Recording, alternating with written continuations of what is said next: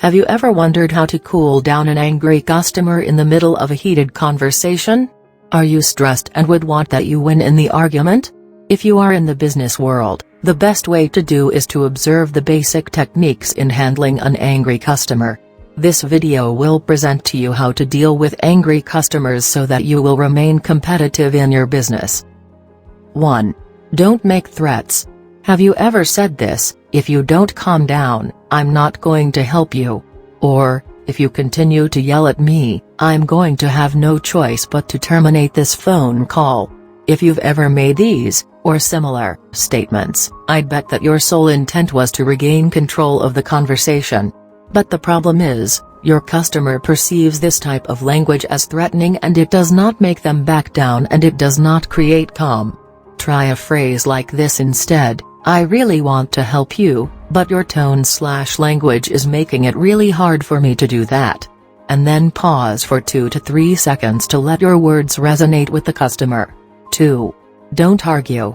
Trust me on this one, you can never win an argument with a customer.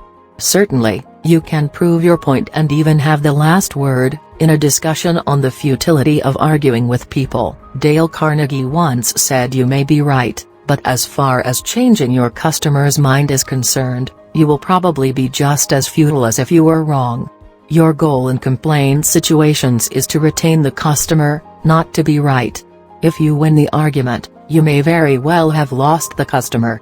Carnegie encourages us to carefully consider some hard questions before going to battle with customers. Is my reaction one that will relieve the problem, or will it just relieve frustration? Will my reaction drive my customer further away? What price will I pay if I win the argument? Carnegie advises, the only way to get the best of an argument is to avoid it. By the way, customers will spread negative word-of-mouth advertising to 50 people if they get into argument with you. 3. Don't hang up on the customer. I realize I sound conservative on this one, but I stand firm. If you hang up on a customer who is already livid, do you think a disconnect helps the situation or hurts the situation? The customer still has the problem, and most customers won't give up their fight because you chose to hit the flash button. Most will call back, and guess what? They will be angrier than ever and it will cost far more in time and money to resolve the issue. If you just can't handle the customer, offer to transfer to a supervisor or coworker. 4. Don't make the customer feel helpless. I cringe every time I hear an employee say, "This is all I can do." When customers feel helpless, some will resort to whatever they feel it takes to get their needs met. This behavior may include yelling, demanding to speak to a supervisor, or starting a blog about your company. This simple phrase changes the entire tone of a tough situation. "Mr. Bryant, what I can do is..." 5.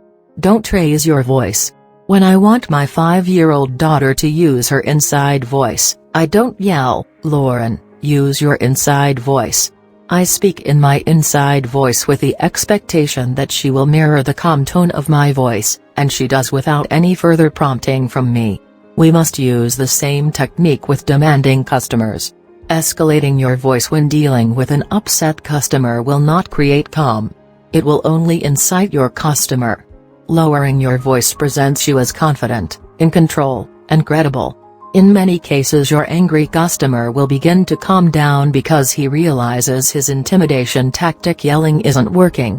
Try making one of these statements in a low volume when dealing with an angry customer. "What can I do to help?" Or "What can I do to fix this situation?" 6. Don't tell a customer she is wrong. You will be smart to never tell a customer he is wrong or mistaken. Telling a person they are wrong arouses opposition and will make the customer want to battle with you. Ever tell your spouse they are wrong? It's difficult, under even the most benign conditions, to change people's minds. So why make it harder by starting out on the wrong foot? If you know your customer is wrong, it's better to start off saying, "I thought the contract read otherwise, but let's take a look." The next time you find yourself the target of verbal abuse from an angry customer, keep in mind these 6 don'ts and you'll be well on your way to getting the angry customer to back down and regaining control of the conversation. These tips will not only help you manage and control your physical emotion but will help you earn the trust and confidence of your customers, thereby increasing your sales, which every businessman is dreaming about. So, if you learned something new today, then give this video a like and share with a friend.